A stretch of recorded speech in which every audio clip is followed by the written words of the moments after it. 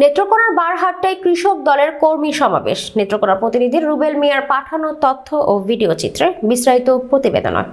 নেত্রকোনা জেলার বারহাট্টা উপজেলার কৃষক দলের কর্মী সমাবেশ অনুষ্ঠিত হয়েছে। গত 7 ডিসেম্বর শনিবার বিকালে বারহাট্টা অডিটোরিয়ামে এ উপজেলার বিভিন্ন ইউনিয়ন থেকে কৃষক দলের সভাপতি ও সাধারণ সম্পাদকরা মিছিল নিয়ে কর্মী সমাবেশে যোগদান করেন। কৃষক দলের আয়োজনে বারহাট্টা উপজেলা কৃষক দলের সভাপতি বাবুল মিয়ার সভাপতিত্বে প্রধান অতিথি হিসেবে উপস্থিত ছিলেন জেলা বিএনপির আহ্বায়ক ডক্টর আনোয়ারুল হক।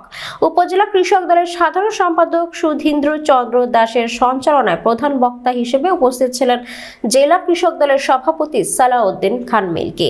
বিশেষ অতিথি হিসেবে উপস্থিত ছিলেন জেলা বিএনপির যুগ্ম আহ্বায়ক তাজিজুল ইসলাম ফারাজ সুজাত, জেলা বিএনপির যুগ্ম আহ্বায়ক এস এ মনিরুজ্জামান দুদু, বারহাট্টা উপজেলা বিএনপির আহ্বায়ক মোস্তাক আহমেদ সহ বিভিন্ন নেতৃবৃন্দ। আসন গ্রহণ করার জন্য বিশেষভাবে অনুরোধ জানাচ্ছি।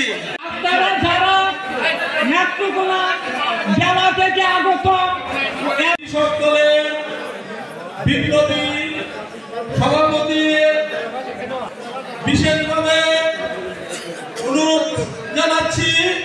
পাশাপাশি